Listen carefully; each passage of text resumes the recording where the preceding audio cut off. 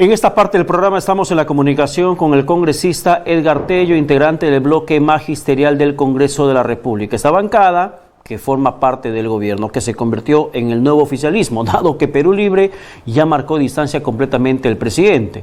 Al extremo que Vladimir Cerrón, por ejemplo, en días anteriores ha mencionado que se siente decepcionado del presidente Pedro Castillo y hasta hizo referencia a un fraude electoral y la prensa se sorprendió. Reconoce el fraude que denuncia a Fujimorismo.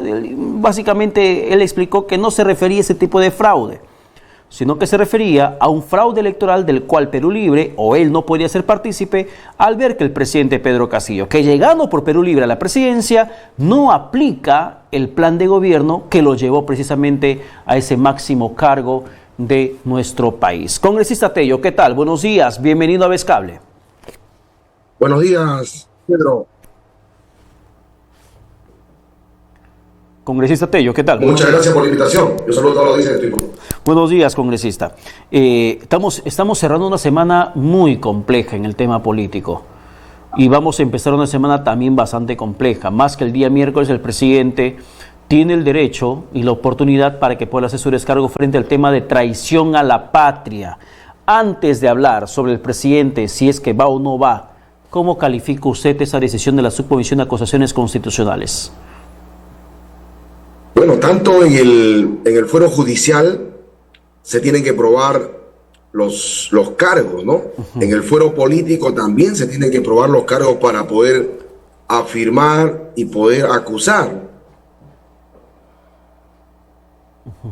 ¿no? Pero aquí, honestamente, se ha impuesto los votos que, al margen de si está aprobado o no está aprobado, que si realmente hay responsabilidad o no, parece que no se está tomando en cuenta, ¿no? Porque eso tiene que definirse así, ¿no?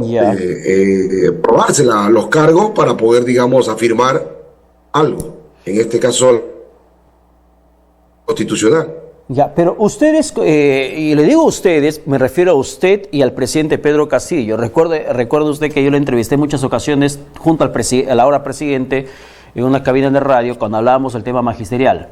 Y se le vio a usted como un lugarteniente del sindicalista Pedro Castillo.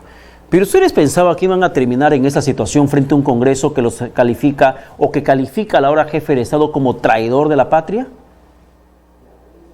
Bueno, es parte de la lucha de poderes que hay, que durante la huelga del magisterio hemos visto, bueno, cómo los poderes tratan de mantener el statu quo, pero indudablemente que no iba a ser fácil.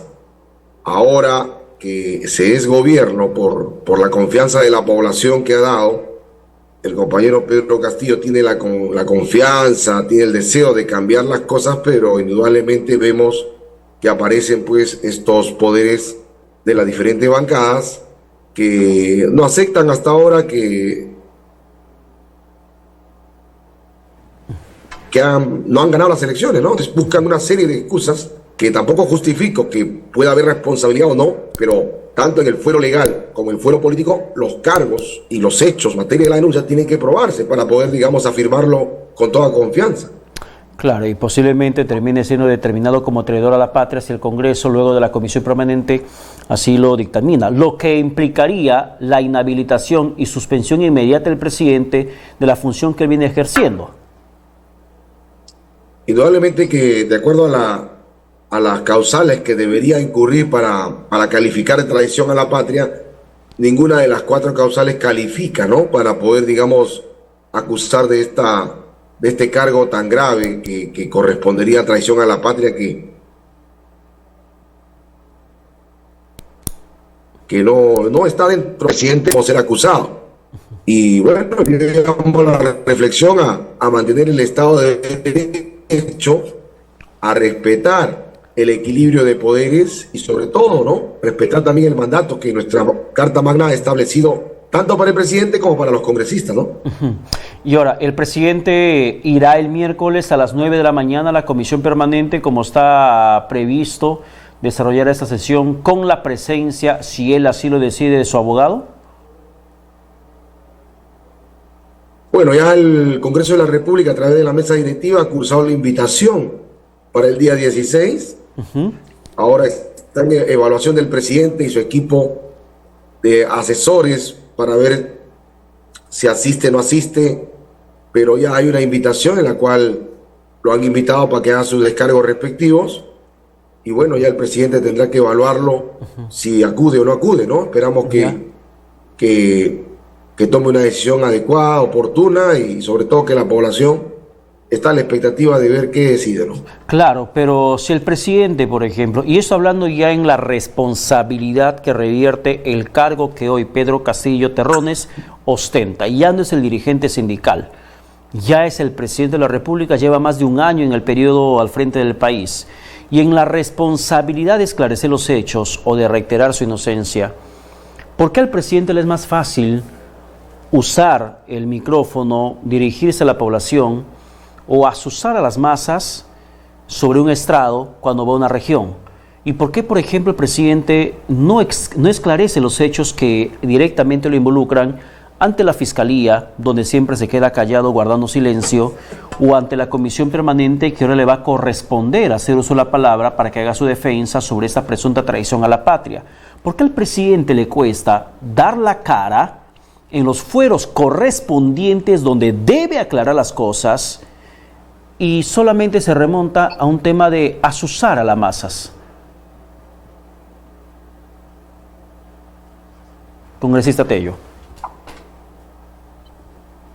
Al respecto, solamente indicar que es parte seguro de la estrategia que están asesorando los abogados para poder desvirtuar esos cargos que le han planteado, y se sujeta pues dentro del derecho que le corresponde en su legítima defensa, ¿no? Y bueno, ya en el proceso de investigación las autoridades determinarán cuál será el grado de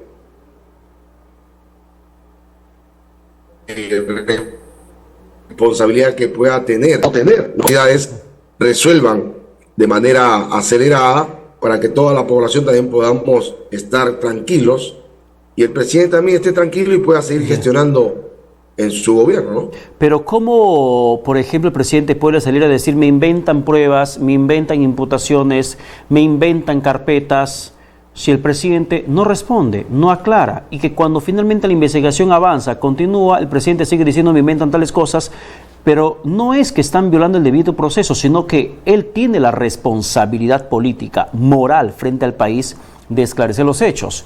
Porque no es Pedro Castillo el profesor de aula, no es Pedro Castillo el rondero, no es Pedro Castillo el agricultor, el campesino o el dirigente sindical, es Pedro Castillo el presidente del país, el primer funcionario público llamado a ser el más transparente posible, aunque por allí surja alguna mentira sobre él y él tiene que aclarar y poner los puntos sobre las íes. Indudablemente, él es el primero que debe aclararlo, pero seguramente en su momento oportuno aclarará todos esos temas y está dejando que se desarrollen los procesos judiciales.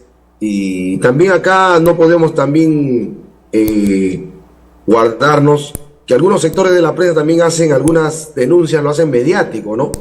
Lo hacen mediático, cometiendo algún exceso, algún abuso, y creo que tampoco no le hace bien a la transparencia que debe haber en la justicia, ¿no? Entonces, con ello no quiero decir que no está bien que investiguen, pero sin hacer de repente tanta mediatez. Claro, pero el problema no es lo mediático. De la noticia, de la denuncia. Pero, congresista, porque si bien es cierto, también hay la norma. Sí, pero congresista, el problema no es lo mediático. ¿Cómo mediático puede hacer una denuncia que saca la prensa? El problema es que este tema se vuelve más mediático cuando el presidente no aclara, cuando el presidente se queda en silencio o cuando el presidente lo único que hace es azuzar a la población incluso contra la prensa, violentando la libertad de expresión, la libertad de prensa. Y el presidente está violando constantemente la Constitución en ese sentido. Sin embargo, cuando, por ejemplo, si saltamos de la vereda a la otra, al Congreso de la República, ¿cuánta responsabilidad siente usted que está cargando sobre sus hombros el Parlamento frente a esta aguda crisis que estamos atravesando? Bueno, en el Parlamento los congresistas venimos haciendo nuestro trabajo de proponer leyes que favorezcan a los trabajadores, a los maestros, a los sectores, ¿no? Que obviamente eso no se difunde por los sectores de la prensa. Y aparece como que el Congreso no está cumpliendo. Que no está trabajando. Su trabajo, cuando es totalmente lo contrario, ¿no? Hemos sacado leyes muy beneficiosas para los maestros, para los trabajadores, para diferentes sectores, pero no se difunden. Esperamos de que ello pueda revertirse y vea a la población del trabajo que realiza el Congreso de la República y no está enfrascado solamente en una aparente percepción que tiene la población de un enfrentamiento entre el poder legislativo y ejecutivo, ¿no? Porque de eso tampoco vive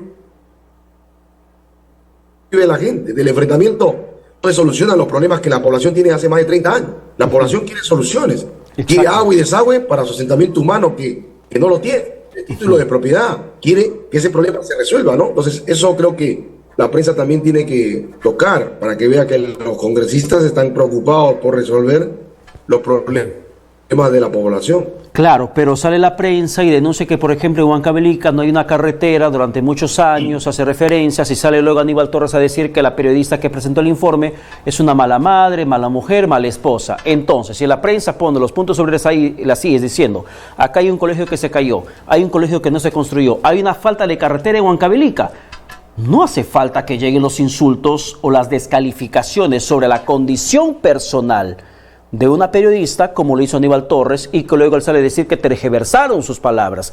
Y además, congresista, es el propio presidente Pedro Castillo, su compañero de luchas, de grandes gestas sindicales como docentes, el que constantemente dice que el Congreso no hace nada. Hace unos días ha dicho que el Congreso no debate ninguna ley respecto al tema del magisterio. Eso lo dijo en Palacio de Gobierno. Él dijo que hay que ver si el Congreso debate leyes de educación, que no hace nada por la educación, que no hace nada por debatir leyes en ese sentido para mejorar la calidad y mejorar la condición de los profesores. Lo dijo el propio presidente. Bueno, al respecto quizás habrá generalizado, pero también ha resaltado, ¿no?, que los que están también atrás promoviendo leyes a favor de los maestros, trabajadores, son el bloque magisterial. Y yo felicito también a mis colegas congresistas, porque si su reconocimiento no se hubiese aprobado la ley de la CTS al 100% para los maestros, por ejemplo, el 30% sin judicializar, también bonificación del 30% para el pago de los maestros, ¿no? Así es. La CTS también para maestros contratados, y a otras leyes que ha sido parte de que todos nos sumemos para hacer una aprobación por unanimidad en el Congreso de la República, ¿no? Y eso indudablemente es saludable. De igual manera, fue rechazada también la segunda votación para derogar el decreto supremo 009 que democratiza las elecciones en la derrama magisterial para elegir a la Junta Directiva, al Consejo de Vigilancia y al representante a nivel regional de la oficina descentralizada. Y ello indudablemente ha sido parte de un consenso donde ha habido identificación con el magisterio. Exactamente. Y creo que ahí quizás no la información exacta, de repente. Bueno, alguien tiene que decirle al presidente que el Congreso sí está haciendo algo por las leyes en el tema de educación, como está mencionando usted en estos momentos. Congresista Tello, muchas gracias por la comunicación. Que tenga buen domingo. Muchas gracias. De igual manera, hasta luego. Bien, buenos días. Vamos rápidamente a la pausa, regresamos con más aquí en Política y Poder.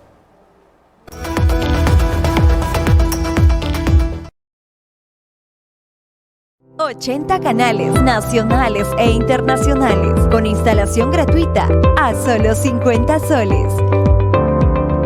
Además, ofrecemos el servicio de internet a precios accesibles. Ves Cable Perú, el cable para todos.